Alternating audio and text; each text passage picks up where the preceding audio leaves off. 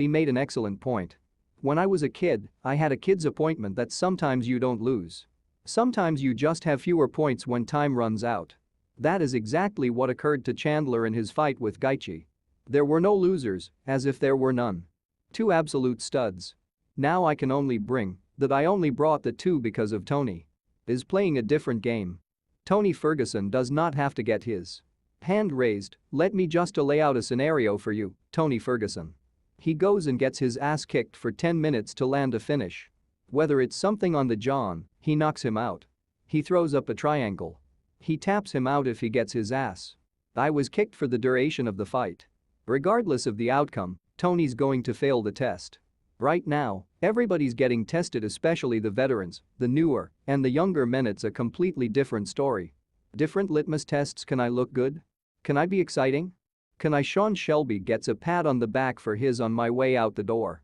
Dana will know what my name is when I leave. Do I get a fight next time? I'm going to stop jerking the curtain. It's closer to the main carpet, like there's a different tests, but when you're an Tony's spot has been held by a long-serving veteran. Which is extremely unique. Which is, you go from the best in the world. Tony Ferguson was planned and ended up the headline is falling apart. Madison Square. It would also have sold out, in all fairness. Tony had such a special point in his career, he hasn't just won in a period where he hasn't won. A round. This isn't your typical kick Tony session. Don't bring that up to open an old wound. I bring it up so we can be very clear. If Tony goes out there and he wins a round, he's done a good job. Tony was defeated, as of, let me be very specific, Betty Darich and Charles Oliveira. Tony was losing the takedown game. This came as a complete surprise. We didn't know that people could just go take Tony down, please. I'm going back to we didn't see the Oliveira fight, but we also didn't see it. I know that Oliver even had that takedown. Oh my goodness, I'm taken aback. I was surprised that that happened, and then Tony's ability to scramble was also taken away in both of those fights, which it was a little bit of a surprise, like, oh. What, I haven't seen that before. Ferguson before he was now Ferguson acknowledges that I read an interview this morning by Tony Ferguson and he brought back his he had a wrestling coach in college. I should remind you that Tony Ferguson was, if you could. I don't know what the Junior National College National Championship is about. It's the same title that Dan Henderson uses. It's the same title that Chris held. Weidman held the same title as John Jones held, but it's the same title that Curtis played, so I could go on, and it's extremely difficult to do. Tony has got to be very good at wrestling. Tony won it. Now I'm only bringing that because he was getting taken down. That was a little bit of a surprise. So when we're looking at Tony and we're judging him, he's safe. Dana White said as much. Then White started talking about Cowboys versus Lausanne. He said, yeah, this is the loser leaves town. One of them is this will be their final opportunity. But then he added his 2 cents. This fight specifically said no. That's not at all what's on the line. I don't even think you have to bring it up. We don't think you should give their records to them. They have to tell me how many they've lost in a row. They've only fought absolute studs. They fight their hearts out every time there, of course, they're both top 10 guys. They'll stay in the top 10, and they're completely safe. Okay, fine, but there's still something at stake here. It is important that Tony can show the audience that he can fix some of those deficits. Specifically grappling, and at no point in Tony's career has, after all, many people have no deficits in grappling. I thought he was going to be the guy to stop Khabib. Because he was so tricky with the elbows. From his back, because he could throw up. Is this a submission, you guys? When Tony received, it was taken down. It was a surprise. Talk about being surprised. If it was we were surprised. That means it was Tony is surprised, so you give him a little bit of a pass. None of us knew Charles Oliveira was, as it turned out, he was good at takedowns. If we didn't then Tony did it, so you give him okay, you weren't there. We weren't expecting that. We weren't prepared for it. One of those things that you have to wrench and repeat. You could do that for a few rounds. When they stand up, the judges raise the other guy's hands. The problem must still be solved by hand, and Tony has acknowledged it. He's acknowledged that there's a problem. He's trained and brought his he's acknowledged that as a coach, he's training, he's going to switch things up now that you're talking about. Wrestling, guys, you don't have to be great. You do not have to be great. In all facets of wrestling, There are you must. Mastery of one of them just as an example, I believe the greatest. There has never been an offensive wrestler in our sport. George St. Pierre was last seen. Believe the greatest offensive wrestler that Jose Aldo is the greatest fighter the sport has ever seen. You could be a national champion. You could be Chad Mendes, All-American. Jose, I'll pop his hips in and knock you out. Right back, I'm only interested and I bring that to you, because what part of? Tony is the one who is working on it.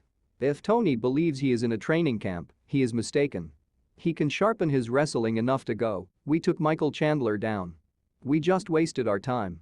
If Tony brought in his coach and worked on wrestling, in particular, to not be taken down. Yeah, he could fix that. He could. He absolutely could. And now you're talking about a stand-up the battle between Tony and Chandler, I'm talking about Tony, who's very diverse. Who's going to throw punches and bunches? You're talking about Michael Chandler. Who's going to hit you harder than hell? Are you tough enough to stand there and take it? When it turns into a very different fight. It is all predicated on the notion brought to Tony himself says that he needs to change the way that he wrestles, and I'm bringing you guys a very good the point. If any of you are young fighters and you're out there and you want to go work on your wrestling, if you're committing 50% of your time to offense, 50 points for your defense, stop. Choose one and give it your all. Alternatively, you could devote your time to it and become an expert in it. Taking someone off their feet or being taken off their feet. Good at not getting taken off. If you get one of those down, you're going to hurt your feet. In wrestling, as far as it pertains to it's enough. It's enough to stop right there. Don't waste your time drilling offense. Then drill defense, just use one. I should be able to do it now against anyone. These are the tests that Tony's going to have. There have probably been several fighters who haven't won a fight in a period. There have probably been several fighters who are not winning those fights.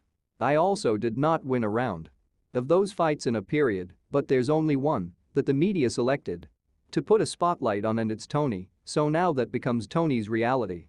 All of us are now aware of it. I would have connected those dots. I have just thought, well, Tony doesn't want to fight since they fill in the blank. Somebody within the media brought it up. He hasn't won a single round. That he's lost 5, 6, 7, 8, 9. In 10 of 11 rounds, he lost his last. That is, if that's what the media does to you, and all of a sudden they're looking at it the other way. To be fair, you could look at the other side of the coin. You just won one. You've got 3 chances. You've got 3 opportunities if you can. Just grab the one you've done better. So it's a different test that Tony's against. We don't want to see anybody, including our heroes like Tommy Ferguson, violate the number 1 rule of this game is that protect yourself at all times. But it has been 11 rounds since I saw him protect himself. It's one of those things that's very a tough spot. You can also look at it from a negative angle standpoint, or you can look at the way I'm at least intending to make it, which is a real positive, that we don't have the same pressures on Tony. He's eager to get out there. That would be a good strategy if he wants to win. There weren't many men around at the time, but it was a glorious moment. The Live has an advantage over Michael Chandler. I'm just not putting that on Tony. I'm not. I think there will be others. Things to celebrate if he takes Chandler down, I mean. Even if only once he stops Chandler's takedown and keeps. Even if he loses that, he is still a winner. Battle, there will be something there too. To celebrate, there'll be something there too. Wear your hat with pride. But we're going to need to see it. We've changed the training. I can attest that it feels great. Personally, because I saw it. It might. He worked hard even though it was many years ago. And he's always in shape, just questions. Did Father Time catch you or not? The past 11 Browns say it might have. Those were pretty damn good competition, which is what Dana White spoke to. No threat here of having a career lost, but the fight has to be about something. And why the 10 other bouts on this card are about victory and or defeat, I don't see it this way. I don't see it this way for Tony. I think he can have small victories within this fight. I think that those can be recognized and celebrated, but he's got to go out and do it, and that's the nicest I can say it.